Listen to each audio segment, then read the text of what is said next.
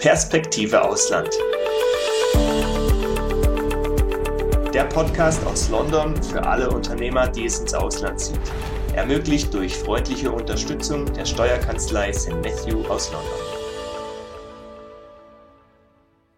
Herzlich willkommen bei Perspektive Ausland, der Podcast für alle Unternehmer, die es ins Ausland zieht. Mein Name ist Daniel Taborek, außerdem mit dabei ist Sebastian Sauerborn als Gastgeber und Inhaber der Steuerkanzlei St. Matthew. Heute geht es um Möglichkeiten, Kinder und Jugendliche online oder zu Hause zu unterrichten. Dazu haben wir mit Lars Berner gesprochen. Er betreibt mit seinem Bruder Sascha eine Online-Schule für Kinder und Jugendliche von Costa Rica aus. Er stellt sich gleich mal selbst vor und gibt einen ersten kleinen Einblick in seine Arbeit. Vielen Dank, lieber Stefan, dass ich hier sein darf. Hallo Sebastian, hallo Stefan, vielen Dank euch beiden. Genau, also wir wollten die Gelegenheit nutzen, euch die Online-Schule mal vorzustellen, die eben die Möglichkeiten eröffnen, eben auch ortsunabhängig zu lernen. Also ich selber habe das mit meinem Partner gegründet vor nicht ganz 2 Jahren mittlerweile. Also das war Anfang 2020. Wir sind jetzt mit einem Gymnasium unterwegs und einer Grundschule, jetzt seit diesem Sommer mit einer Grundschule auch.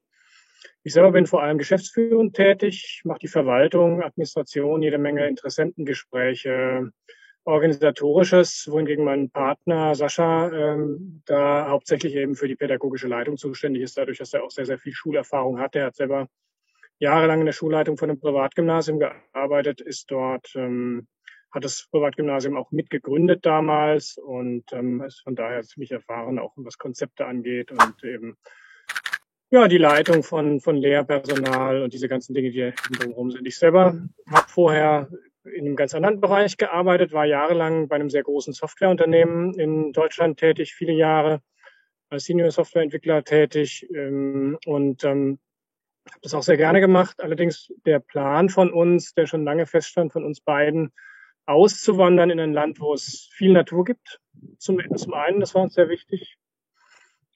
Schöne Pflanzenvielfalt, viele unterschiedliche Tiere, schönes Wetter natürlich auch und nette Menschen und hier direkt den Ozean vor der Tür. Das war also immer so unser Traum und den haben wir jetzt vor knapp 3 Jahren wahrgemacht und haben dann in dem Zusammenhang etwas später sind wir auf die Idee gekommen, diese Online-Schule zu gründen. Das war die Idee meines Partners, muss ich sagen, der gesagt hat, es muss doch, wenn man sich so einen Traum verwirklicht und Familie hat, muss es doch Möglichkeiten auch geben, die Kinder entsprechend zu beschulen, also ohne da jetzt zu sehr sich einschränken zu müssen auf irgendwelche Orte, wo zum Beispiel deutsche Schulen sind, internationale Schulen sind, oder aber die Kinder in irgendeine regionale Schule schicken zu müssen, die vielleicht von der Qualität und den Ansprüchen einem nicht passt. Und da sind wir auf die Idee gekommen, das zu machen. Das war also gar nicht... Klingt ja schon mal super. Also ist eine sehr moderne Idee. Der Name ist ja doch sehr traditionell. Ja, Wilhelm von Humboldt klingt so sehr klassisch. Also gibt es, glaube ich, in jeder größeren Stadt in Deutschland ein Gymnasium, was Humboldt-Gymnasium heißt. Wie seid ihr zu dem Namen gekommen? Ja gut, das sind ja die beiden Brüder Alexander von Humboldt und Wilhelm von Humboldt, die ja ein bisschen beide sehr bekannt sind, aber unterschiedliche Werdegänge hatten. Wir haben jetzt zum Beispiel hier in Costa Rica auch eine deutsche Schule, eine ziemlich große, bekannte deutsche Schule in der Hauptstadt San José, die heißt Alexander von Humboldt Schule, wie, glaube ich, die meisten oder zumindest sehr, sehr viele Auslandsschulen, deutsche Schulen. Und ich meine, Wilhelm von Humboldt ist gar nicht mal so sehr durch das Reisen bekannt, im Gegensatz zu seinem Bruder, als vielmehr durch dieses, ich kann nicht sagen freies Denken, also ein Humanist gewesen, im Prinzip, der unheimlich viel Wert gelegt hat, eben auch auf, über den Tellerrand rausblicken mit meinen eigenen Worten. Und wir sind auf die Idee gekommen, ganz einfach, weil es auch in gewisser Weise unsere Philosophie ist, eben neue Horizonte zu öffnen, Menschen Möglichkeiten zu geben, die bisher so in der Form noch nicht stattfanden und eben auch wirklich diese Freiheit der eigenen Gedanken und der eigenen Meinung und die auch äußern zu dürfen, das ist für uns immer ein ganz, ganz wichtiger Punkt gewesen und den wollen wir eben auf die Art und Weise auch reflektieren. Okay, schön. Jetzt, bevor wir dann ins Detail einsteigen, jetzt wissen wir, warum die Schule diesen schönen Namen hat. Aber eine Sache, obwohl das heute nicht unser Thema ist, aber ganz kurz vielleicht, wie kam es denn zu Costa Rica? Warum ausgerechnet Costa Rica? Gute Frage. Also wir haben schon immer so ein bisschen geliebäugelt mit Lateinamerika, muss ich sagen, weil die Sprache uns unter anderem leichter zu erlernen schien, als wenn man jetzt nach Asien geht, zum einen. Und zum anderen, glaube ich, ist die Kultur auch weniger fremd uns Mitteleuropäern. Und warum Mittelamerika, warum Costa Rica? Klar, das ist sehr tropisch hier. Und wie gesagt, man hat also auf einem sehr, sehr engen Raum, also das Land dürfte von der Fläche vergleichbar groß sein mit Dänemark, hat man eine unglaubliche Vielfalt von unterschiedlicher Fauna und Flora. Also wir haben also unterschiedliche Klimagebiete, Klimazonen hier. Wir haben den Pazifikbereich, wo wir jetzt sind. Da ist es tendenziell zumindest im Norden ein bisschen trockener. Im Süden ist es eher feucht heiß. Dann gibt es das Zentraltal in der Mitte. Da ist es eher gemäßigter mit Bergen. Auf der Karibikseite ist es vom Klima her nochmal anders. Und auch die Pflanzenwelt dementsprechend ist sehr anders. Und das hat uns extrem gereizt. Ja, also gepaart mit der Tatsache, dass wir einfach diese Mentalität, die lateinamerikanische Mentalität immer sehr geschätzt haben. 2 Fragen an dieser Stelle. Wenn wir uns mal die letzten 20 Monate anschauen, Corona hat ja viele Eltern zum Erwachen gebracht, was Homeschooling oder Online-Lernen betrifft. Wir wollen wissen, ob es deshalb in den letzten Monaten überdurchschnittlich viel Anfragen gab. Und die zweite Frage, woher, also aus welchen Ländern oder Kontinenten kommen denn eigentlich die meisten Schüler? Ja, das ist ein verdammt interessantes Thema. Also wir haben ja die Schule, wie gesagt, begonnen vor nicht ganz 2 Jahren. Und das war so am Anfang, als das gerade mit dem Corona losgeht. Ich selber habe es maßlos unterschätzt, was das für Auswirkungen hat und vor allem wie global die Auswirkungen sind. Und wir haben das an und für sich gar nicht in dem Dunstkreis dieser Tatsache gegründet. Wir sind wirklich in erster Linie mit dem Fokus auf Auswanderer oder Perpetual Traveler oder auch Expats und Unternehmer, die international tätig sind, eben gestartet. Und tatsächlich ist es aber so, dass sich das mehr und mehr abgezeichnet hat, dass Corona da in gewisser Weise schon auch, oder die Gesamtsituation schon auch das hat das Ganze sehr befeuert, muss man wirklich sagen. Also zum einen im positiven Sinne, weil die Menschen merken, dass man eben, das ist bei den Deutschen nicht so eingeprägt gewesen, dass man eben nicht nur remote arbeiten kann unter bestimmten Umständen, je nachdem, was man für einen Beruf macht, sondern dass man eben sehr wohl auch sehr gut remote lernen kann. Und zwar nicht nur in der Oberstufe, beziehungsweise was das Universitäres angeht, sondern eben durchaus auch in der Mittelstufe und zum Teil auch in der Grundschule. Also das haben wir gemerkt, dass dadurch haben wir natürlich sehr, sehr viel mehr Anfragen bekommen. Zum einen, das hat mir sehr gefallen, muss ich sagen, also dass diese Awareness einfach entstanden ist. Was es ein bisschen schwieriger gemacht hat, ist dieser andere Aspekt, wenn ich das habe beobachten müssen, immer dieser Leidensdruck, ich muss es wirklich so ausdrücken, den viele Eltern an uns herangetragen haben, die in Deutschland auch leben und sagen, wir können das so nicht mehr weitermachen, wir tragen das so in der Form nicht mehr mit unseren Kindern. Diese Thematik mit den strengen Regeln, mit den Masken zum Teil, also was heißt zum Teil, das ist ja durch die Bank weg durchgesetzt worden, aber es gibt halt jede Menge Menschen doch auch, die das ablehnen, aus welchen Gründen auch immer. Möchte man gar nicht unbedingt diskutieren, das sei mal dahingestellt. Und das sind natürlich Dinge, die sind schwierig, weil wir, dadurch, dass wir nicht den Status einer genehmigten Ersatzschule haben, zumindest bisher nicht, gibt es die gesetzliche Grundlage in Deutschland bisher noch nicht für Online-Schulen. Dadurch haben wir eben nicht die Möglichkeit, dass wir unseren Interessenten sagen, ihr könnt auch von Deutschland aus euch anmelden und erfüllt zugleich die deutsche Schulpflicht, diese Anwesenheitspflicht, ne, die auf die 30er Jahre zurückgeht. Und das hat es natürlich ein bisschen schwierig gemacht. Aber einerseits möchte man Lösungen bieten für die Menschen, die sie wollen und die sich damit identifizieren. Und zum anderen kann man es dann halt nur bedingt. Und den Menschen dann zu sagen, pass auf, wenn ihr zu uns kommen wollt, dann müsst ihr aus Deutschland weggehen, ist natürlich auch bitter, weil das sollte nie der eigentliche und einzige Grund sein, meiner Auffassung nach.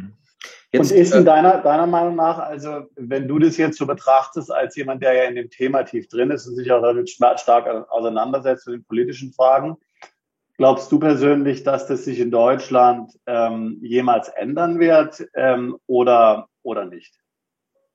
Du meinst jetzt das Thema mit der Schulpflicht, der Gebäudeanwesenheitspflicht, oder? Genau, weil es gibt ja also im Grunde muss man ja sogar sagen, eigentlich die Mehrheit der Länder lässt ja Homeschooling oder Independent Schooling oder Schooling durch die Eltern eigentlich zu, möglicherweise mit bestimmten Beaufsichtigungen oder mit bestimmten, sage ich jetzt mal, Kontrollen.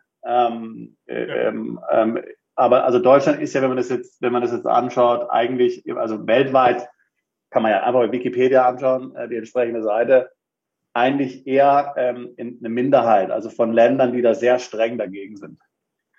Ja, das ist vollkommen richtig. Also man kann da verschiedenes, ich hatte mir auch mal die Mühe gemacht, die Informationen weit und breit zusammenzusuchen, die ich finden kann im Netz und das mal zusammengestellt auf unserer Webseite, kann man auch bei uns nachlesen, auf deutsche-online-schule.com. Und das ist tatsächlich so, wie du sagst. Also Deutschland ist da sehr, sehr, sehr strikt. Also mir sind wenig Länder bekannt, wo das ähnlich ist. Und auch in anderen Ländern, wo es heißt, es herrscht eine Schulpflicht, gibt es eine gewisse Flexibilität. Ja, wenn man zum Beispiel nachweist, dass man alternativ gut beschult ist, wenn man zum Beispiel als Ausländer reinkommt und sagt, ich bringe meine Schule mit, in Anführungsstrichen, dann geht das in sehr, sehr vielen Ländern in Ordnung. Zum Beispiel machen wir gute Erfahrungen mit Spanien, wir machen hervorragende Erfahrungen auch mit Kroatien, wo ja in gewisser Weise eine Schulpflicht da ist, auch. Und in vielen, vielen Ländern ist es eben nicht so strikt. Da gibt es eine Bildungspflicht oder eine Unterrichtspflicht, die wird unterschiedlich ausgelegt. Man kann zum Beispiel auch in Österreich bisher eine sogenannte, die nennen das nicht Heimbeschulung, sondern ich glaube häuslichen Unterricht kann man da beantragen zum Anfang des Jahres und das funktioniert im Normalfall recht gut. Und dann gibt es so Konzepte wie Prüfungen zum Beispiel, die man abgenommen bekommt am Ende des Schuljahres, wo man einfach nachweisen muss, dass man nicht auf der faulen Haut gelegen ist. Diese flexiblen Ansätze. Und jetzt auf die Frage zurückzukommen, glaube ich, dass sich das in Deutschland ändert. Ich muss ganz ehrlich sagen, ich weiß es nicht. Ich habe keine Ahnung. Ich glaube nur, dass man auf gar keinen Fall negieren darf, dass sich natürlich die Zeiten radikal geändert haben. Nicht nur in den letzten 1,5 oder 2 Jahren, sondern insgesamt diese technischen Voraussetzungen, die waren ja vor 5, 6, 7 Jahren überhaupt noch nicht so da. Und ich kann mir schon vorstellen, dass man früher oder später gar nicht drum rumkommen wird, das als, ich weiß nicht, ob ich sagen kann, als Alternative zu nehmen, eben diese Möglichkeit, Online-Schulen zu geben oder Fernschulen, das muss man ja auch nochmal unterscheiden, zu geben, die Beschulung eben zu machen, und zwar auf einem legal gesehen vollwertig nebendran gestellten, vollwertig berechtigten Niveau. Sondern ich glaube, man wird auch erkennen, dass das eine unglaubliche Bereicherung für die Landschaft ist. Das passt natürlich bei weitem nicht für alle Schüler und alle Familien, das muss man auch sagen. Das sind einige, die mögen das viel, viel lieber in einer physischen Zusammenkunft zusammen zu sein in der Klasse und dann eben auch die, so wie wir das eben kennen, die Schule auf die Weise zu machen. Es gibt aber eben auch andere Schüler, die das vorziehen und damit sehr, sehr, sehr gut klarkommen. Und das sind nicht wenige. Okay, dann habe ich eine Frage, und zwar, du hast vor uns gerade darauf verwiesen, dass es ja einen Unterschied gibt zwischen Online-Schule und Fernschule. Jetzt wollen wir aber noch eine andere Art der Beschulung ansprechen, nämlich das Homeschooling an sich, weil ursprünglich kommt ja Homeschooling aus dem Amerikanischen, wo es üblich war, dass Eltern ihre Kinder zu Hause unterrichtet haben. Und das gibt's ja auch noch. So, jetzt gibt's Eltern, die suchen ein Land, in dem sie ihre Kinder selber zu Hause unterrichten können. Jetzt reden wir mit dir ja gerade über die Online-Schule. Stellen wir die Fernschule mal zur Seite. Also jetzt der Unterschied Homeschooling und Online-Schule, was ja heute viele in Deutschland gleichsetzen eigentlich, ne, mit Homeschooling. Das wird ja leicht vermischt. Aber wo siehst du jetzt Vor- und Nachteile, wenn jetzt Eltern vielleicht überlegen, ist Homeschooling besser oder ist eine Online-Schule besser? Wo hat die Online-Schule Vorteile? Wo hat deiner Meinung nach das ursprüngliche Homeschooling Vorteile? Also ich glaube, dass Homeschooling vor allem daher kommt, dass eben die örtlichen Distanzen sehr, sehr groß sind in vielen Ländern, wie zum Beispiel in den USA oder auch in anderen Ländern natürlich. Und man da deswegen auch einfach die Möglichkeit oftmals gar nicht hatte, da jeden Tag zur Schule hin und von der Schule zurückzukommen. Also, oder es wäre eben Wahnsinn gewesen von den Entfernungen, vielleicht irgendwie machbar, aber nicht wirklich sinnvoll. Dass das vielleicht einer der wichtigen Gründe ist. Und ich glaube, Homeschooling wird in verschiedenen Ländern auch von Familien präferiert, die ein gewisses freieres Lernen zum Teil aus sich wünschen, die einfach ihre eigene Struktur haben, ihre eigenen genauen Vorstellungen haben davon, wie das Kind aufwachsen soll und wie sich es entwickeln soll. Und weniger eben an diese starren Strukturen gebunden sein wollen, wie sie zum Beispiel die staatliche deutsche Schule vorgibt oder eben auch die Schulsysteme der unterschiedlichen Ländern vorgibt.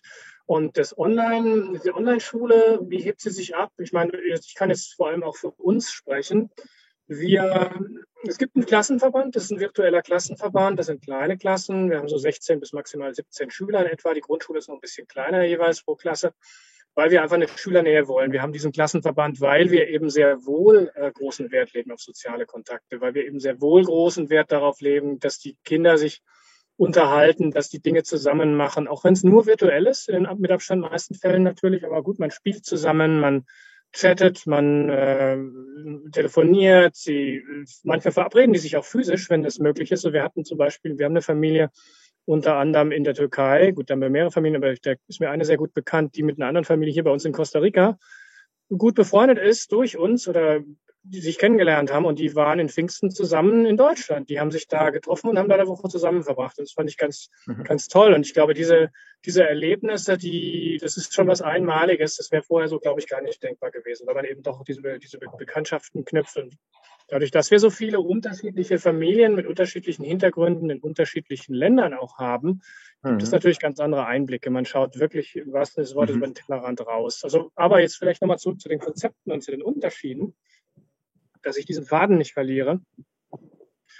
Es ist so, dass wir uns entschieden haben, dem Lehrplan der staatlichen Schule in Deutschland zu folgen, also Baden-Württemberg, um genau zu sein, sowohl im Gymnasium wie in der Grundschule auch, damit wir einfach diesen gewissen Halt vielen Menschen auch geben, den viele eben wollen und sagen, okay, ich möchte natürlich, dass mein Kind mal Abitur machen kann und nichts verpasst in der Schule, wenn ich jetzt mit meiner Familie zum Beispiel ein Jahr oder 2 oder auch 5 Jahre ins Ausland gehe und dann obendrein noch die Möglichkeit habe, sollte es irgendwie aus welchen Gründen sich ergeben, dass ich eben doch zurück muss oder möchte mit der Familie, dass das Kind dann wieder in die staatliche Schule oder in eine andere private Schule übernommen werden kann, ohne Lücken aufzuweisen. Das war uns ganz besonders wichtig. Wir haben auch Zeugnisse, wir geben auch Noten, wir haben auch Verbalbeurteilungen, muss ich dazu sagen. Wir machen das alles ein bisschen ausführlicher. Dadurch, dass die Klassen kleiner sind, können wir da genauer darauf eingehen bei den einzelnen Kindern, auch auf die Unterschiede, was uns extrem wichtig ist, das Ganze ein bisschen individualisiert zu sehen.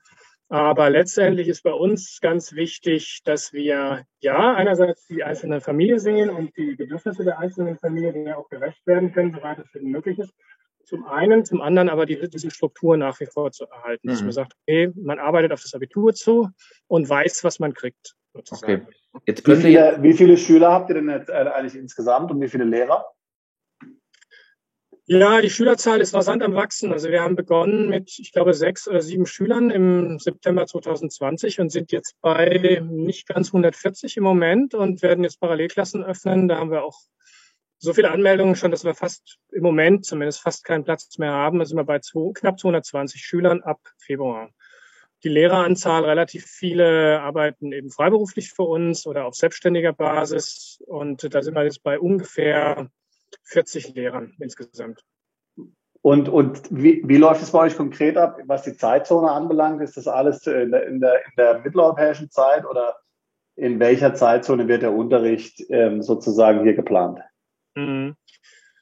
Ja, das ist immer so eine Krux gewesen. Dann war die Frage natürlich gestanden, was wollen wir denn eigentlich für Teile der Welt hauptsächlich ansprechen? Und da haben wir gesagt, klar, den ganzen amerikanischen Kontinent, sprich von Alaska bis ganz runter nach Südargentinien und unter anderem auch. Und deswegen haben wir gesagt, wir müssen das Ganze so aufsetzen, dass wir eben Europa am Nachmittag abdecken. Das bedeutet, wir richten uns schon nach der mitteleuropäischen Zeit, weil das eben ganz klar liegt in der Natur der Sache. Da orientieren wir uns alle dran. Wir sind alle irgendwie Mitteleuropäer, also Schweizer, Deutsche, Österreicher und sagen, wir beginnen um 14 Uhr mitteleuropäischer Zeit und richten uns da sogar nach Sommer- und Winterzeit. Bedeutet halt zugleich, dass wenn man eben in Europa ist oder auch Afrika ist, dass man da tendenziell eben in den Nachmittag und Abend rein lernt, wohingegen man eben in Westeuropa dann ein bisschen früher ist und dann natürlich in Amerika ganz früh. Wir haben aber auch Schüler, muss ich sagen, in Indien. Da ist es ja dann in die andere Richtung verschoben. Das heißt, es geht bis spät in den Abend rein. Und wir haben sogar einen Schüler in Südkorea und der arbeitet, das ist ein Neunklässler, ich bin überrascht, wie gut der klarkommt, der arbeitet wirklich nachts. Ne? Also das ist aber eine Ausnahme bei uns, muss ich sagen. Wo ein Wille ist, da ist ein Weg, ja, wie man so schön sagt. Auf jeden Fall. Und ich meine, gerade Jugendliche sind ja häufig doch auch so kleine Nachtmenschen, die dann sagen, was soll's, ich schlafe lieber morgens aus oder strukturiere meinen Vormittag so, wie ich das will, ja, und laufe dann nachmittags zur Hochform auf. Da haben wir jede Menge von. Gibt aber auch Familien, die sagen, nee, das ist für mich ein K.O.-Kriterium, das will ich gar nicht. Ich möchte nicht nachmittags lernen oder beziehungsweise ich muss es anders aufbauen, weil ich bin darauf angewiesen, dass die Kinder morgens in der Schule sind, beziehungsweise den Unterricht kriegen. Und da ist ja auch noch nicht alle Tage Abend. Wir sind ein bisschen am Schauen, inwieweit wir da noch eine zweite Zeitschiene da eben ins Leben rufen, eventuell. Ja, jetzt ist ja so, dass man sich ja lange oder schon ewig darüber streitet, ob es wirklich klug ist, dass Kinder um 7 in die Schule müssen. Also ist wirklich die Frage, ob das eine gute Zeit ist. Aber ich denke immer, es gibt so, je nach Kind hat jedes Kind die eigene Zeit, wo es einschläft oder auch nicht. Also ich sag mal, gerne schlafen würde oder wie auch immer. Die Aufmerksamkeit, ich habe selber viele, viele Jahre unterrichtet, sowohl physisch als auch online. Ich weiß, wie schwer das ist, besonders im Online. Die Aufmerksamkeit, gerade wenn es eine größere Gruppe ist, eigentlich so am Laufen zu halten. Und das interessiert mich doch, wie macht ihr das? Wie kann man sich das vorstellen? Also wie sorgt ihr dafür, dass die Kinder, ich sag mal, beim physischen Unterricht ist ja schon immer so, also ich habe selber auch Mickey Maus Hefte gelesen, wenn der Lehrer vorne was erzählt hat im physischen Unterricht. So, jetzt ist die Frage, wie ist das beim Online-Unterricht? Das kriegt man ja vielleicht noch schwerer mit. Jetzt sagst du zwar, du kommst aus der IT, vielleicht kann man das softwaremäßig so mit Augenkontrolle lösen, dass man da gerade seine Augen auf dem Monitor richtet. Aber die Frage ist einfach, wie löst ihr das, dass die Kinder sozusagen über eine längere Zeit online dann konzentriert bleiben beim Unterricht? Das ist eine sehr gute Frage. Also wir haben gemerkt, dass das so deutlich besser geht. Zumindest ist das unser Eindruck. Oder mein Partner sagt das immer. Ich selber unterrichte ja nicht. Mein Partner sagt das immer. Deutlich besser geht als in den herkömmlichen Setups, wo man viel Frontalunterricht macht oder wenn man viel Frontalunterricht macht. Weil wir haben also die Notwendigkeit, die Unterrichtsmethoden regelmäßig und ständig zu wechseln. Also wir haben also relativ kurze Einheiten, also wo wir Gruppenarbeiten machen, wo wir, je nachdem, man muss auch unterscheiden dazwischen, bin ich jetzt in einem Fremdsprachenunterricht unterwegs oder vielleicht in Geografie oder in Geschichte oder mache ich vielleicht Deutsch oder Mathematik. Ne? Also muss man schon ein bisschen auch unterscheiden. Aber wir haben das große Glück, dass man im Online-Umfeld unheimlich viele unterschiedliche Modi auch kombinieren kann und abwechseln kann. Und das merkt man relativ schnell, nicht zuletzt auch deswegen, weil die Klassen, wie gesagt, recht klein sind, ob die dann mehr oder weniger alle immer dabei sind oder nicht. Und man will ja auch nicht im Einzelnen da immer ein Stück draus drehen. Da sind wir doch mal ehrlich. Wie war es denn bei uns, dass wir in der Schule waren? Man war immer mal abgeschweift oder nicht dabei. Wir zwingen zum Beispiel die Kids auch nicht, die Kamera anzumachen. Das ist natürlich immer schön, wenn man sein Gegenüber sieht, mit dem man spricht. Und das vermitteln wir auch so. Wir sagen, pass mal auf, du siehst mich.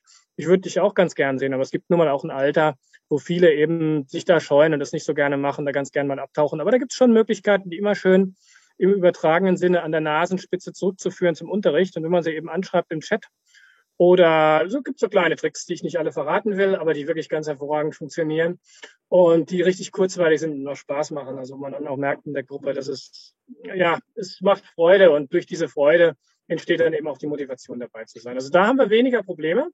Wir haben einzelne Kandidaten, die sich insgesamt mit Schule schwer tun, natürlich, klar, die aber also unter anderem auch deswegen zu uns gekommen sind oder die Eltern sind zu uns gekommen, weil sie gesagt haben, mein Kind kommt in der Regelschule so nicht klar. Hat Schulangst oder es gibt diese Fälle von Schulverweigerungshaltung auch, zum Teil über Jahre, die eben in dem physischen Klassenverband auftreten, aber zum Teil eben bei uns nicht so sehr, weil man da eben doch die Möglichkeit hat, sich ein bisschen zurückzuziehen und sich nicht so ganz komplett exponiert fühlt. Also wir haben da wirklich so ein ganz heterogenes Feld von Möglichkeiten, was wir da versuchen eben immer einzusetzen und machen da sehr, sehr gute Erfahrungen mit. Und jeder Lehrer ist natürlich auch anders. Und das möchte ich vielleicht noch hinzufügen. Da bin ich wirklich richtig, richtig stolz drauf und da breche ich eine Lanze für unsere Lehrer, die bei uns arbeiten. Das sind alles Menschen, also zum einen muss ich sagen, sind akkreditierte Lehrer, selbstverständlich, die haben viel Erfahrung. Großteils an Regelschulen, großteils auch an Privatschulen wie Waldorfschulen oder Montessori-Schulen. Das sind Menschen, die überdurchschnittlich technisch begeistert sind, die dieses Umfeld, dieses Online-Lernen zum einen begeistert und zum anderen eben diese Möglichkeit und Vielfalt der Methodik auch begeistert und dann eben auch ganz besonders wichtig, wie ich finde, sehr, sehr gern ihren Job machen. Die arbeiten unheimlich gern mit Kindern und Jugendlichen und sind deswegen zu uns gekommen. Das machen die nicht deswegen, weil die das finanziell müssen in erster Linie, sondern viele haben eben so angefangen, dass sie das nebenbei so ein bisschen machen. Und daran merkt man dann eben auch die Begeisterung der Kollegen, die dann wirklich sich in Engagement eben auch zeigt und was dann letztendlich natürlich auf die Schüler überschwappt, was in Motivation sich dann ja auch zeigt. Ne? Ich muss noch was nachfragen. Und zwar, jetzt hast du gesagt, die Kinder dürfen ihre Kamera ausschalten. Das bedeutet, also da kommt mir jetzt sofort in den Sinn, wenn da mal eine Klassenarbeit geschrieben wird, hole ich meinen großen Bruder. Gut, ich habe jetzt keinen großen Bruder, aber wenn ich einen hätte, und würde den dann bei ausgeschalteter Kamera für mich die Klassenarbeit machen. Also wie läuft sowas ab? Wie kann man sich jetzt also die Leistungstests vorstellen bei so einer Schule? Im Extrem wäre das natürlich so, klar, auf jeden Fall. Also man kann das ja auch noch weiter spinnen. Man kann ja auch sagen, okay, du kannst natürlich hier alles dir zusammen googeln, was du brauchst. In manchen Fächern geht das ja tatsächlich, in anderen weniger. Klar, also es ist auf jeden Fall ein großer Vertrauensvorschuss, den es gibt. Das ist wirklich so. Aber ich möchte wirklich sagen, dass wir schon auch imstande sind, Stück für Stück und nach die einzelnen Schüler so gut individuell zu kennen, dass wir ziemlich genau wissen, was die können und was sie nicht können. Und man sieht das. Man sieht das, wenn das nicht von denen kommt. Und vielleicht nicht jedes einzelne Mal, aber das fällt schon auch auf. Und da wird dann schon auch darauf hingewiesen. Und das ist erfahrungsgemäß den einzelnen Schülern dann ganz besonders unangenehm, wenn es dann eben auffällt. Deswegen, also dieser Vertrauensvorschuss wird in vielen Fällen, in den meisten Fällen eigentlich nicht missbraucht. Aber grundsätzlich ist das natürlich richtig. Und dann kommt da noch ein weiterer Aspekt dazu. Wir haben, also was die Klassenarbeiten angeht, nicht so diesen ganz klassischen Ansatz, dass wir sagen, wir machen die Gesamtnote des Fachs abhängig zu 2/3 von schriftlicher und 1/3 von mündlicher Note, sondern wir haben noch andere Komponenten dabei. Wir haben dann eben Gruppenarbeiten, wir haben Projektarbeiten, die mit einfließen, die Kinder auch zusammen machen, in kleinen Gruppen zum Teil, also über einen längeren Zeitraum manchmal. Dann haben wir auch Präsentationen und somit hat die Klassenarbeit an sich gar nicht mehr so wahnsinnig viel Gewicht, wie das im ursprünglichen Sinne, wie wir das von früher kennen, eben hatte. Zum einen und zum anderen ist es ja so, wenn man sich jetzt mal vorstellt, man hat zum Beispiel eine Dreiviertelstunde, um eine Klassenarbeit zu schreiben. Es ist ein genau vorgefertigtes und vorgegebenes Feld an Fragen und Wissen, was abgefragt wird, was zuvor gelernt worden ist, hoffentlich. Und dann muss man eben abgeben. So. Und dann ist es natürlich so, wenn du relativ viele Transferfragen stellst, die auch ein bisschen in die Tiefe gehen, wo du einfach dein gelerntes Wissen als Werkzeugkasten nutzt, dass du das gar nicht so auswendig da runterschreiben kannst, beziehungsweise abschreiben kannst. Du wirst übertragen müssen. Du wirst letztendlich Transferwissen anwenden müssen und wirst auch mit der Zeit, mit diesen 45 Minuten, wenn du das Wissen nicht hast, gar nicht zurechtkommen. Also selbst wenn du dir die Sachen zusammen googelst, wir kennen das aus dem Beruf ja, wenn man von seiner Tätigkeit keine Ahnung hat, dann hilft einem Google auch nur sehr, sehr, sehr bedingt. Man muss ja schon dieses Grundwissen haben, um zu wissen, wo muss man gucken, was passt zusammen. Und das ist eine Sache, glaube ich, die auch unseren Kindern sehr, sehr viel Rüstzeug gibt für später. Also weil die auch einfach lernen, selbstständig zu arbeiten und zu wissen und einzuschätzen, worauf kommt es denn eigentlich an. Nicht nur das pure Wissen, natürlich auch das Wissen, aber eben nicht nur. Also ich habe ja lange in den USA gelebt, aber auch Homeschooling gemacht. Also jetzt sowohl klassisches Homeschooling als auch Online-Schooling mit meinen Kindern. Also man muss ja sagen, wenn man aus Deutschland kommt und jetzt mal das außerhalb des Corona-Kontexts denkt, hat man noch sehr große Berührungsängste mit diesem Thema, weil man ja so da indoktriniert ist von diesem, sage ich mal, Modell aus der Aufklärung und Kaiserzeit letztlich oder in Großbritannien aus der viktorianischen Zeit, wo man in die Schule geht, wie die Ameisen, wo man da sitzt, wo man lernt, wo man vorbereitet wird auf das Berufsleben, letztlich als eine Arbeitsbiene trainiert wird, sage ich jetzt mal. Ja. Und also die Realität ist ja, wenn man es dann tatsächlich mal macht und tatsächlich das mal anfängt dann und sich das mal traut zu machen als Eltern, dass es ja doch gerade jetzt mit der Online-Schule doch ganz überraschend einfach ist, ja, und auch in gewisser Weise befreiend ist, ja. Also das heißt, dass im Grunde viele Ängste kommen die Kinder mit, finden die nachher wieder den Anschluss, werden die sozialisiert, verdummen die, erweisen sich ja doch tatsächlich als unbegründet, diese Ängste. Ist das auch was ihr bei euren Eltern, Kunden beobachten könnt? Ja, also auf jeden Fall. Ich denke das auch, dass das viele Grenzen, die wir so sehen und die wir haben, die setzen wir uns selber.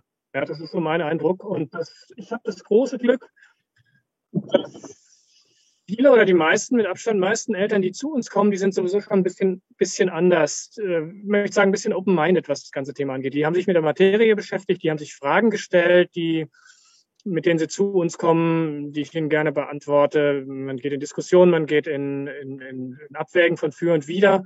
Und also prinzipiell ist es tatsächlich so, dass ich glaube, auch diese Thematik mit den Sozialkontakten, das ist natürlich eine. Auf jeden Fall, man muss schon aufpassen, ne, wenn man salopp gesagt, dass die Kids nicht vor den Rechnern versacken.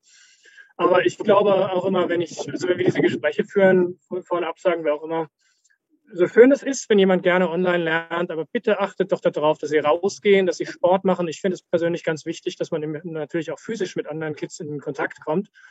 und anderen Kindern und Jugendlichen eben spielt oder Musik macht draußen, dass man diesen Gegenpol hat. Das ist, und ich glaube, wenn das gegeben ist und gewährleistet ist, dann ist das absolut eine Bereicherung. Wenn man sich in dem Online-Umfeld an sich wohlfühlt, dann ist das eine sehr große Bereicherung, ja. Also was ich im Grunde sagen will, ist, ich meine, ich kann jedem, der jetzt zuhört oder zuschaut und sich mit dem Thema auseinandersetzt und vielleicht sagt, okay, ich möchte gerne ins Ausland umziehen, aber ich kann es nicht machen. Und ich meine, wir hören es ja in der Beratung. Ja? Also wie gesagt, wir betreuen ja viele Leute, digitale Nomaden, Unternehmer, die ins Ausland umziehen wollen, manche aus steuerlichen Gründen, manche aus anderen Gründen, weil sie einfach ein Unternehmen im Ausland aufbauen wollen. Aber doch bei vielen ist so, sagen wir mal, die Hemmschwelle zu sagen, ja, wie soll ich das machen? Ich habe ja Kinder und die können nicht mitgehen, weil ich meine, ich will die da nicht, ich will die da nicht in die lokale Schule stecken und dann wird deren Karriere ruiniert und deren Aussichten später im Beruf erfolgreich sein und so weiter und so fort, ja.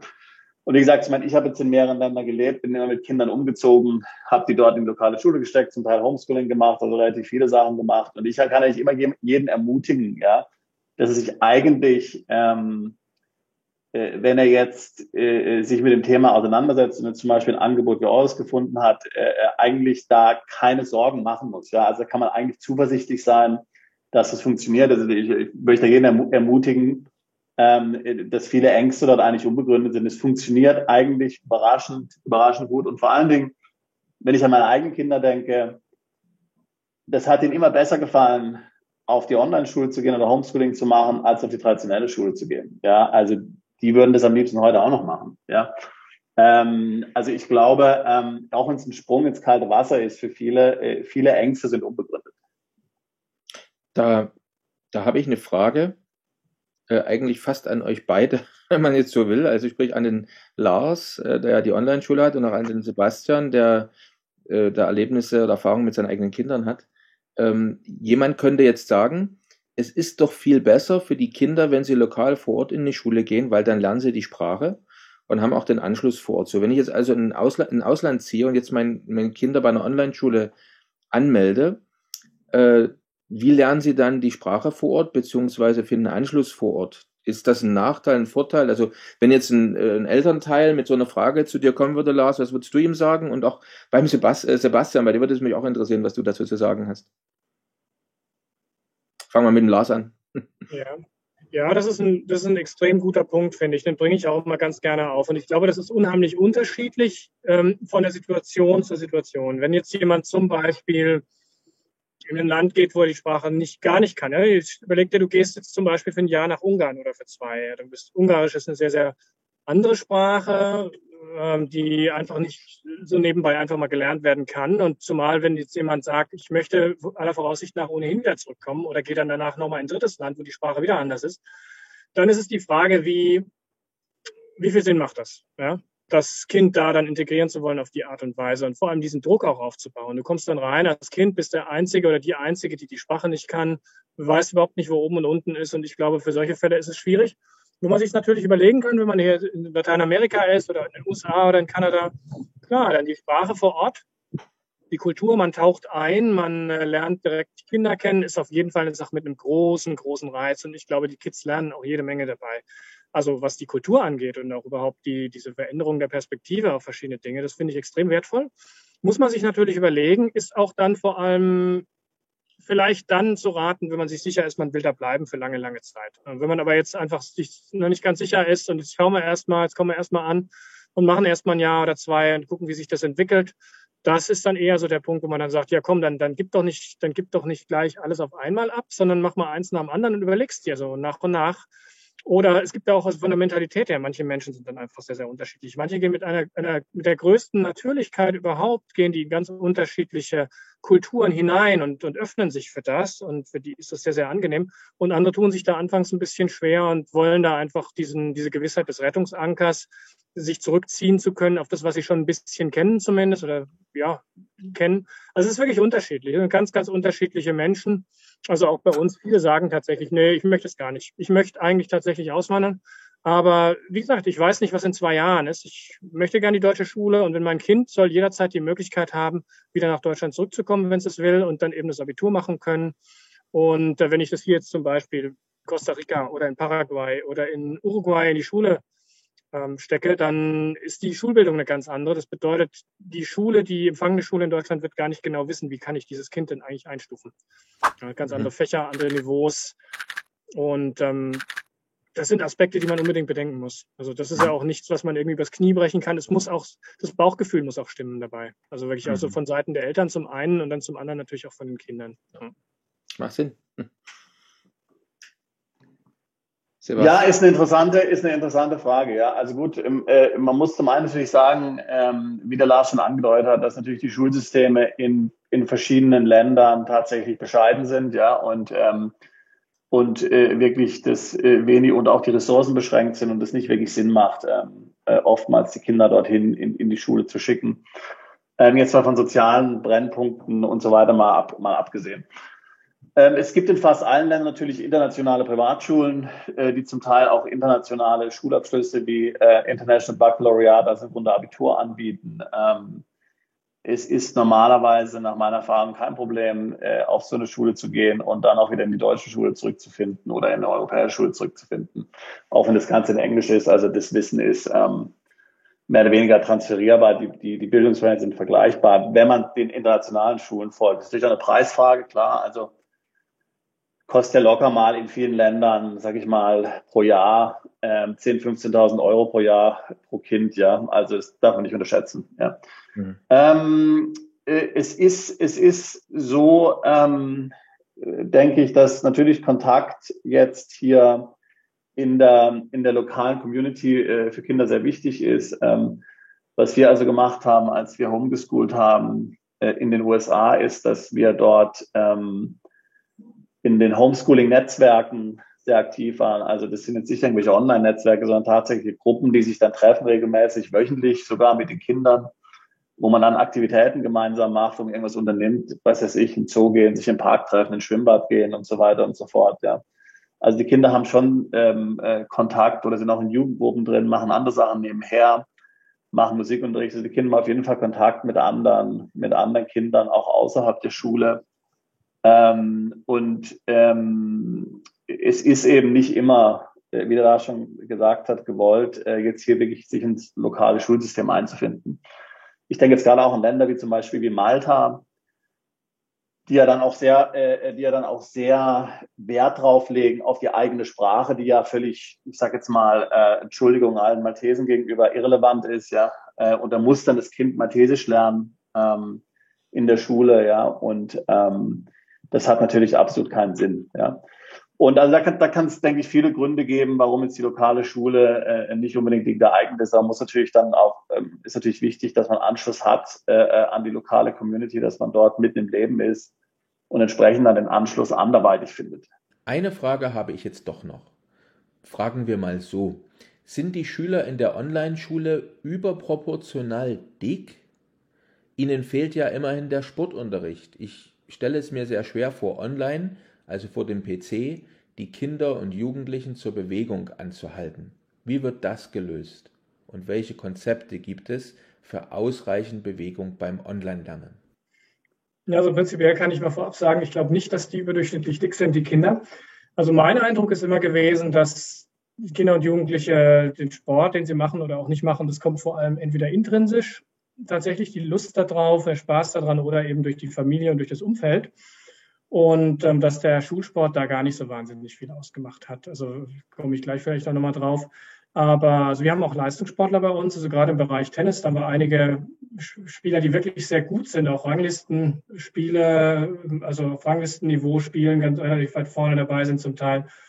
Wir haben auch so ein Flex-Konzept sogar, dass wir sagen, wir sind da ein bisschen freier als die herkömmlichen Schulen, die Regelschulen, die man so in Deutschland kennt. Dass man dann sagt, okay, in Absprache mit den Eltern ist es so, je nachdem, wie die Prioritäten eben liegen, wenn ihr dann mal nicht da seid wegen Turnieren, wegen Trainingslagern beispielsweise oder Reisetage habt. Tennisspieler reisen ja sehr, sehr viel auch, ne, von Turnier zu Turnier. Dann kann das nachgeholt werden. Dann ist es so, dann ist man halt mal nicht dabei, da sagt man vorher Bescheid und dann kann das in unseren Kursnotizbüchern, wir arbeiten mit Microsoft Teams, und da gibt es die Kursnotizbücher, die werden sehr detailliert aufbereitet von den Fachlehrern, sodass man wirklich alles 1:1 nachlernen kann oder auch vorbereitet, also vorher lernen kann, wie man das möchte. Zeitlich flexibel, aber was das Thema Sport angeht, glaube ich, ist eine ganz, ganz wichtige Sache, dass man eben sagt, dass sie eben nicht zu sehr immer nur am Rechner sitzen, ne, die Kinder. Und wir haben da tatsächlich das eine oder andere Konzept, was wir da am Vorbereiten sind gerade. Also mein Partner hat da jemand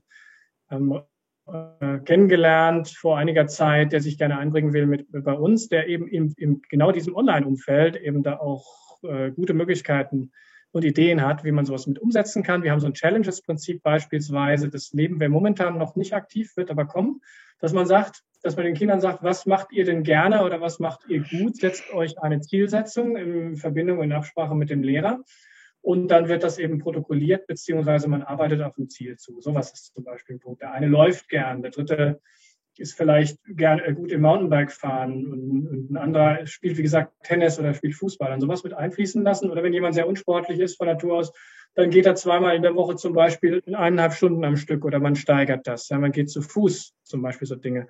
Also das sind Sachen, die auf jeden Fall auf dem Schirm sein sollten. Und das ist auch bei uns so, weil wir glauben auch, dass es ganz wichtig ist, wenn man also im Kopf gesund und fit ist und da auch gerne lernt und gerne sich weiterentwickelt, dann muss man auch körperlich sein. Das ist ganz wichtig. Ist halt die Frage, habe ich halt auch drüber nachgedacht, weil man gibt als Eltern, ich meine, ich hatte ja auch 2 Töchter, die auch in der Schule waren und man gibt normalerweise ja die Verantwortung an die Schule ab, was die Bewegung betrifft, weil man sich darauf verlässt, die sind dort, die werden da gestresst, die kriegen da Bewegung und so. Und jetzt ist halt eben gerade die Frage, bei einer Online-Schule geht die Verantwortung zu den Eltern zurück, also müssen jetzt die Eltern wieder darauf achten, dann müssen sie es natürlich wissen. Oder ist das eine Verantwortung, die der Lehrer der Online-Schule nach wie vor auch bei sich sieht? Also ich bin nicht nur verantwortlich, dass der in Mathe und in anderen naturwissenschaftlichen Fächern zum Beispiel gut ist, sondern ich muss auch mich dafür verantwortlich fühlen, dass die Schüler sportlich aktiv sind. Das war deswegen meine Frage. Aber vielleicht noch eine andere Frage. Sport hat ja was mit Geschwindigkeit zu tun, unter anderem, und mit Ausdauer. Und kommen wir dazu machen wir mal die Brücke zur Geschwindigkeit vom Internet. Und Ausdauer, sagen wir mal, was ist, wenn ich mal überhaupt kein Internet habe? Also entweder ich habe langsames Internet, oder jetzt stellen wir uns gerade vor, weil du hast ja vorhin selber gesagt, oder auch Sebastian, dass es eben mitunter Situationen gibt, wo jemand, der seinen Wohnsitz wechselt, vielleicht auch in einer Gegend kommt, wo die Infrastruktur nicht so gut ist. So, was habt ihr da für Konzepte? Also ein Schüler hat langsames Internet oder vielleicht auch mal plötzlich einen Tag gar kein Internet. Ja, was ja dann übrigens das Gleiche auch wäre, mein Tag kein Internet, kann ja auch sein, ich bin mal krank. Auch das ist ja dann das Gleiche, was man, wo man ein Konzept braucht. Auf jeden Fall. Also wir haben das gelegentlich, wobei ich immer wieder überrascht bin, wie durchgängig stabil bei den meisten unserer Schüler das Netz ist. Also ich kann euch sagen, das habe ich noch gar nicht jetzt erwähnt. Wir haben Schüler in mittlerweile gut 30 Ländern weltweit. Ja, das führt, wie gesagt, von Südkorea ganz im Osten bis, ich glaube, Baja California haben wir sogar auch jemanden ganz im Westen. Also wir haben, und es ist in unterschiedlichsten Ländern, gibt es natürlich unterschiedliche Voraussetzungen. Wir haben eine Familie, oder 2 Familien sind es, glaube ich, in Rumänien, wo eine von beiden da immer mal wieder ein bisschen Probleme hatte mit dem Netz, aber auch dafür gibt es Lösungen. Also ich glaube, wenn man eine 15, 20 Mbit-Leitung hat, das reicht an und für sich. Und dann muss man auch sagen, ist es so, dass wenn man zum Beispiel die Kamera natürlich abstellt, dass man natürlich wesentlich weniger Traffic verursacht und dann wesentlich besser klarkommt auch. Aber wenn es mal ganz ausfällt, das ist durchaus unmöglich, dass das passiert oder mal eine Stunde nicht funktioniert oder mal tatsächlich einen Tag, dann ist es so, man kann das nachlernen. Also wir haben, wie gesagt, die Kursnotizbücher. Da können die Schüler reingucken. Das ist ja auch dann offline verfügbar. Das synchronisiert der Rechner ja automatisch. Und dann kann in der Folgestunde einfach nochmal drauf eingegangen werden. Das ist nicht das große Thema, weil wir ja auch, wie gesagt, recht kleine Klassen haben, sodass das sowieso dann nicht vor dem Hintergrund diese Gleichmacherei, das heißt also im Sinne, wir sind im Stoff so und so weit vorangekommen, jetzt machen wir genau an dieser Stelle nahtlos weiter. Das passiert bei uns kaum, weil wir einfach sagen, wir wollen jeden da abholen, wo er steht. Und wenn es dann irgendwo mal technische Probleme gab, dann ist das nicht das große Thema, dann wird da drauf eingegangen und wir holen die Schüler da ab. Also das ist wirklich eine Sache, die ist vernachlässigbar. Bisher, zum Glück, ja. Okay. Jetzt hatte Sebastian vor uns was zu den Preisen von einigen anderen internationalen englischsprachigen Online-Schulen gesagt. Kannst du was zu den Preisen eurer Schule sagen, vielleicht an der Stelle? Ja, also uns war es wichtig, von Anfang an zu schauen, dass wir möglichst ein recht breites Publikum ansprechen können, möglichst vielen, die das wirklich wollen, die Möglichkeit geben, finanziell auch das machen zu können. Und von daher war es für uns ganz wichtig, natürlich da auch einen deutlich geringeren Preis zu haben als viele von den internationalen Schulen. Also ich weiß von Schulen übrigens, die problemlos Preise aufrufen von 15.000, 20.000, 25.000 Dollar im Jahr. So ähnlich wie Sebastian auch sagte. Also es sind gar nicht so wenig. Und das Interessante ist, das sind zum Teil Schulen mit sehr gutem Ruf, die aber, wenn man wir haben Schüler auch von solchen Schulen zum Teil, wenn man mal ansieht und sich unterhält mit den Kids, was die so gemacht haben und wie die auch leistungsmäßig aufgestellt sind, das ist gar nicht so beeindruckend, was da, also das Preis-Leistungs-Verhältnis ist ein bisschen fraglich zum einen. Manchmal, ist natürlich nicht immer so, ganz klar, gibt natürlich ganz hervorragende Schulen auch. Aber bei uns ist es so, dass wir sagen, wir wollen da deutlich drunter liegen. Also das hängt ein bisschen von den Klassenstufen ab. Je nachdem, bei den höheren Klassen ist es natürlich so, dadurch, dass wir da tendenziell mehr Stunden haben, die wir geben, ist es ein bisschen teurer tendenziell als bei den niedrigen Klassen. Also das bewegt sich alles so. Da könnt ihr auf der Webseite, kann man das nachlesen, in einem Rahmen, der recht moderat ist noch, denke ich. Also das ist uns ganz wichtig gewesen. Natürlich, eine gute Qualität kostet Geld. Wir brauchen natürlich die Möglichkeit, unsere Lehrer gut zu bezahlen und brauchbar zu bezahlen. Und daher kostet das schon Geld. Und wir haben, muss man sagen, im Gegensatz zu den mit Abstand meisten anderen Schulen nicht den Vorzug, dass wir irgendwie staatlich gefördert werden. Also es gibt Privatschulen, das sind nicht ganz wenige. Da werden 80% der Lehrergehälter von den Behörden übernommen. Das ist bei uns nicht so gut. Das kann man argumentieren. Wir haben dafür keine Gebäude zu zahlen. Das stimmt auch. Das ist natürlich der große Benefit. Aber wir können, denke ich mal, da so ein bisschen günstiger auf jeden Fall anbieten, sodass es im moderaten Rahmen liegt.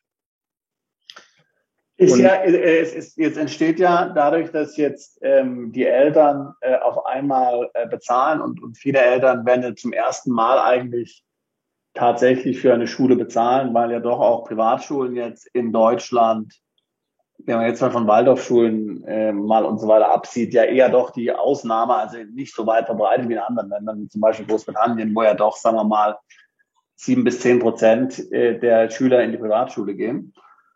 Jetzt bezahlen die euch also, damit ändert sich doch jetzt die Beziehung auch zur Schule, oder? Also auf einmal sind die Eltern ja mehr oder weniger Kunden, auf einmal haben sicherlich auch eine gewisse Erwartungshaltung im Sinne von Kommunikation, dass sie auf dem Laufenden gehalten werden, was mit den Kindern passiert. Auch so ein gewisses natürlich auch so das Gefühl, dass sie jetzt wieder mehr Kontrolle haben über die Ausbildung der Kinder, weil man hat auch oftmals bei der staatlichen Schule das Gefühl, dass eigentlich die Kontrolle total entgleitet. Also man ist im Grunde zwar, man hat Kinder, aber man hat das Gefühl, man gibt letztlich die Kinder irgendwo ab und es wird ihm die Verantwortung entzogen und jetzt ist der Staat verantwortlich.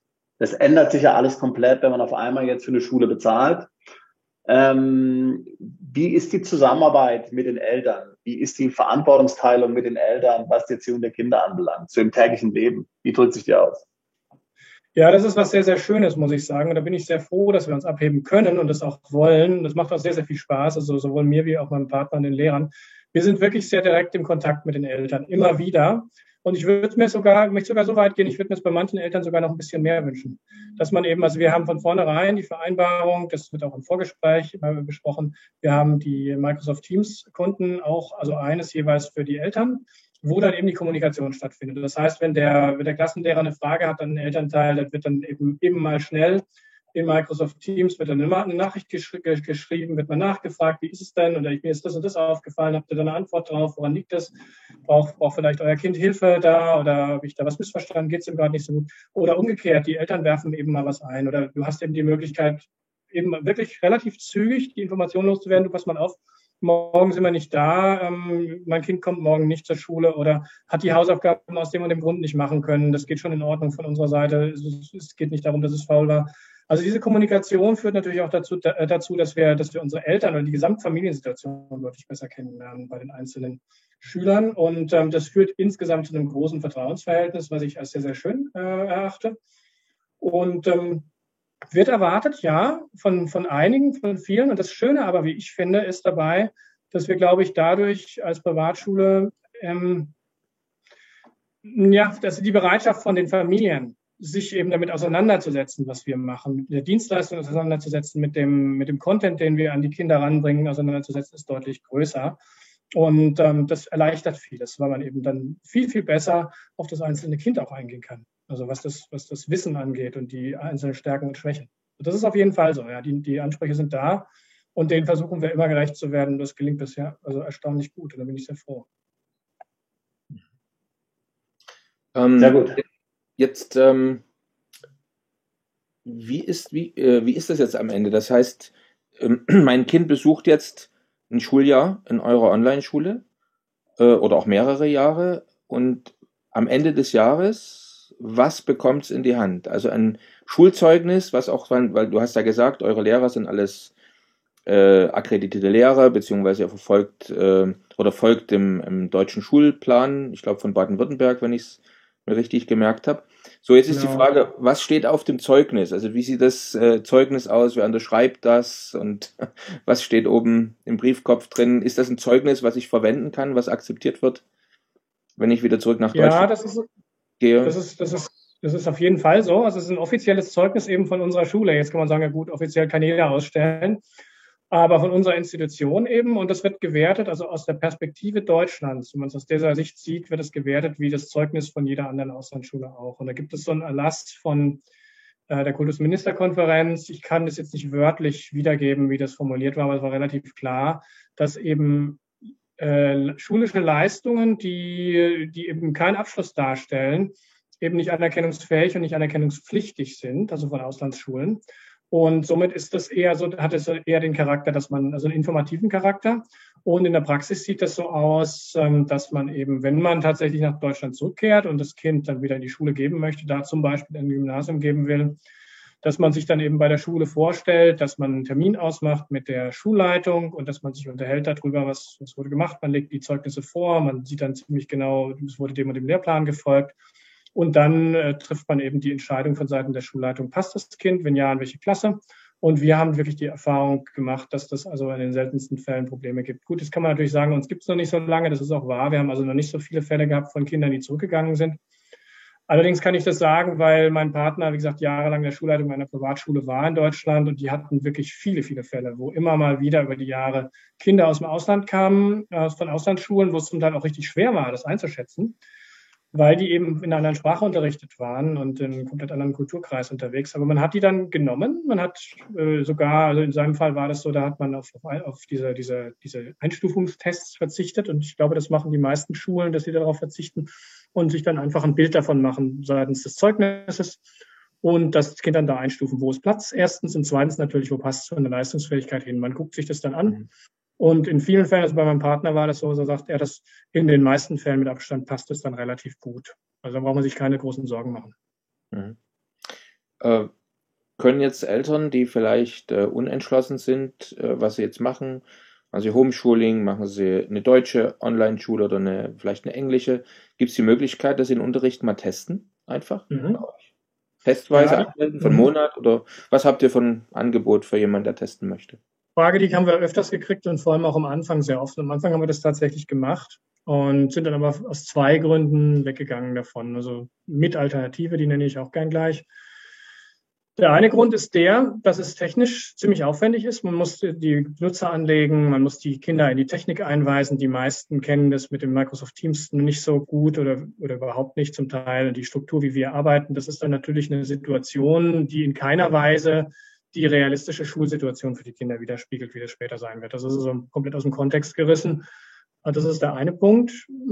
Ganz abgesehen davon, dass natürlich auch geschaut werden muss, dass das in den ganzen Teams jeweils Teams der Lehrer entsprechend eingetragen ist, das Kind, der neue Benutzer und dass da wirklich nichts schief geht.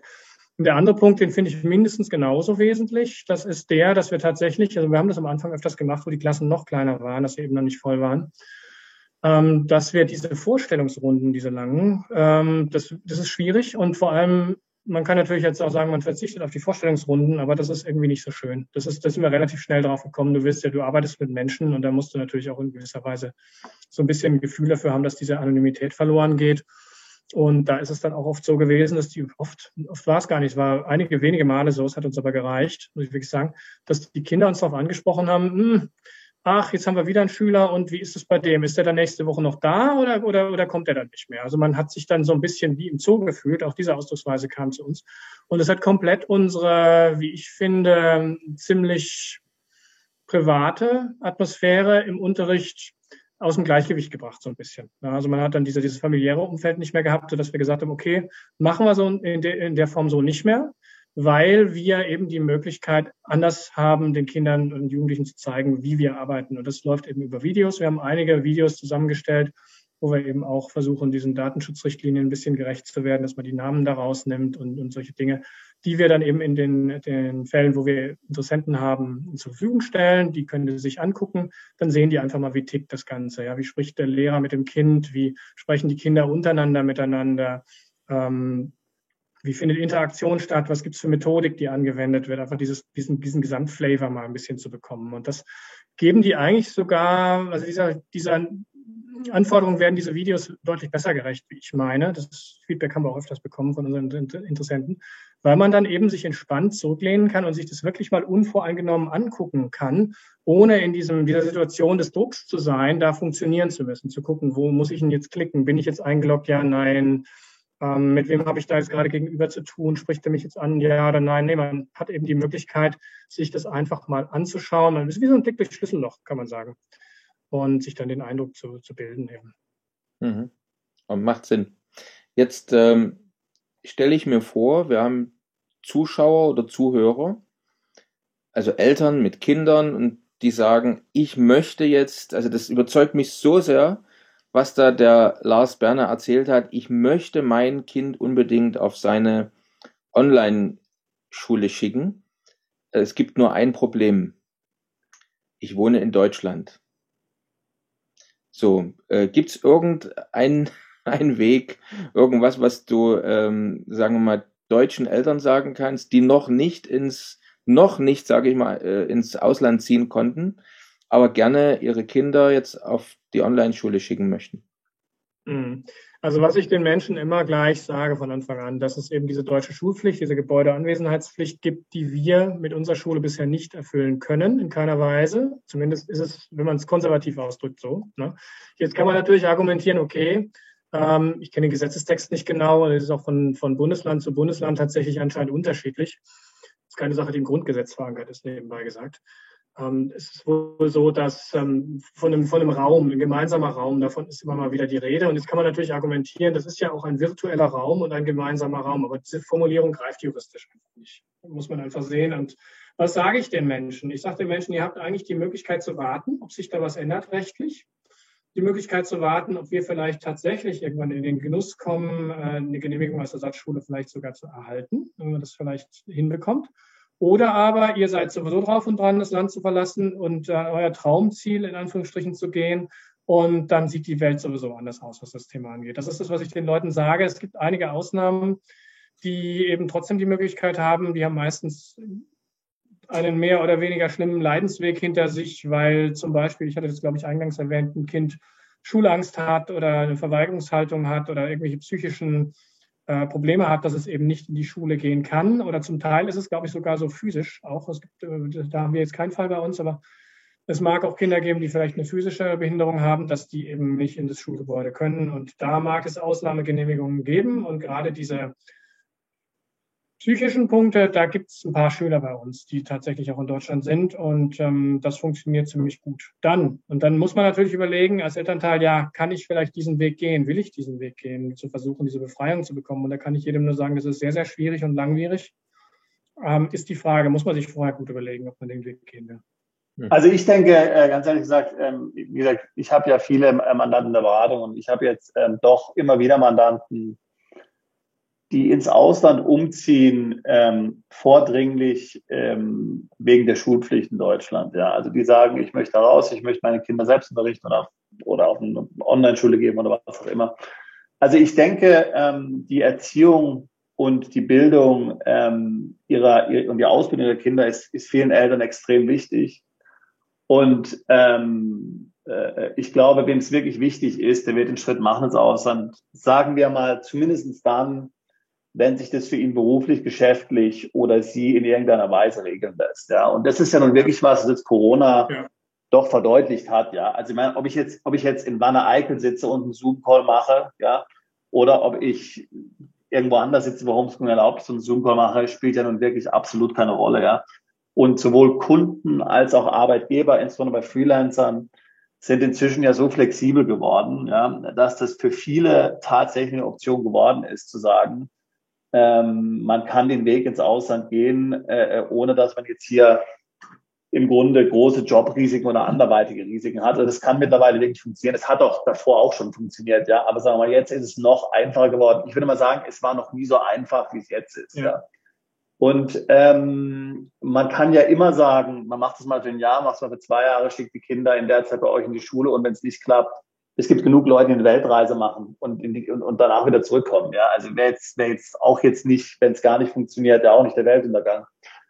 Aber man kann alle nur ermutigen, die sich mit dem Thema auseinandersetzen, die tatsächlich für die Kinder eine bessere Lösung wollen, wo die Kinder leiden, wo die Eltern leiden, wo die Eltern das Gefühl haben, meine Kinder werden hier nicht gut genug versorgt oder ich habe das Gefühl, ich habe nicht die Kontrolle oder ich weiß nicht genau, was dort passiert. Also man kann, wie gesagt, alle nur ermutigen, es war nicht so einfach, wie es jetzt ist. Und ich glaube, du hast jetzt hier gezeigt in der Unterhaltung, dass das ja fast ein nahtloser Übergang ist dann zu eurer Schule.